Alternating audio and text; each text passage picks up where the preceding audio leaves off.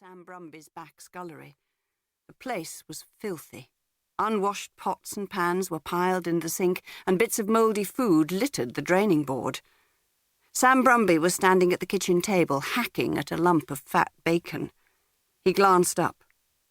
"You still here?" Esther eyed the food hungrily. "Sit down and eat." He threw her a wedge of meat and a hunk of coarse bread. "Then you can be on your way, wench." "Thank you, Mr. Brumby." She sat at his table and ate the food he offered. When she'd finished, she thanked him again, stood up and left the house. But she did not leave the farm. If Sam Brumby wanted her gone, he'd have to carry her off his land. She had nowhere else to go. Not now. Esther had walked away from the only home she'd ever known, leaving the village on the edge of the wolds that had been her home for the first 16 years of her life. She'd left without a trace of sorrow. There was no one she'd really miss, certainly not her Aunt Hannah. When she saw Sam come out of the back door and go towards the barn, Esther collected the milk and carried it back to the house. By the time Sam returned, she was pouring the milk into a spotless separating bowl. "Thought I told you to go," he said. "Just thought I'd do this for you, Mr. Brumby. After all, this is woman's work. I'm sure there's something else waiting that needs a man's brawn."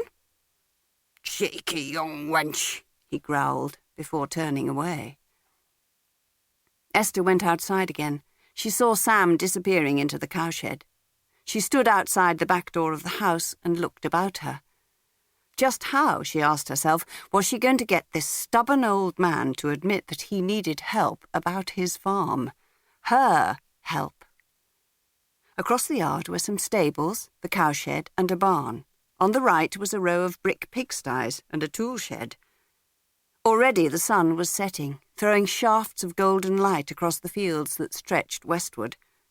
As dusk closed in, the tiredness swamped her. She hadn't slept for over 36 hours. Her body ached to lie down and rest. She stood uncertainly, breathing in the soft air with a hint of the sea in it. The barn and its hayloft promised warmth and rest. She glanced back over her shoulder. Let him struggle tonight, she thought, but tomorrow I'll show him. Esther smiled to herself and went towards the barn. She became aware of early morning light filtering through the cocoon of hay she'd made for herself. There was a rustling close beside her. Without warning, the sharp tines of a pitchfork were driven into the hay inches from her throat. She flung back the hay covering her and scrambled to her feet. A young man stood there, open-mouthed. "What the hell? Be more careful with that thing. You nearly speared me neck."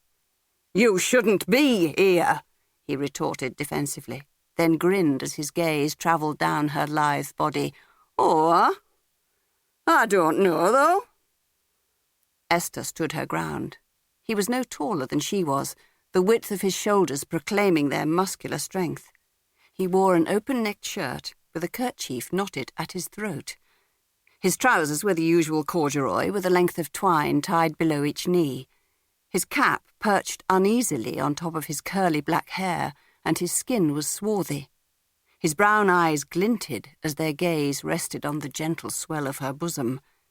He grinned, put out his hand to touch her throat where the top button of her blouse was undone. It'd be a pity to wound such a lovely neck as... Her arm came up smartly to smack his hand away. "Keep your hands to yourself, boy!" With that, she climbed down the ladder. As Esther sluiced the sleep from her eyes under the icy water from the pump, she heard behind her the clatter of hooves and turned to see Sam bringing his cows towards the cowshed. As he passed her, he said, "What sort of time do you call this? I thought the work would be too much for a slip of a wench. What do you want me to do, Mr. Brumby?" He turned to look at her. "You can get on with milking this pair." He began to go towards the house. "I'm off up top end. I'll be back by your done." There was no further sign of the boy. Who was he, Esther wondered. Just as she was finishing milking the two cows...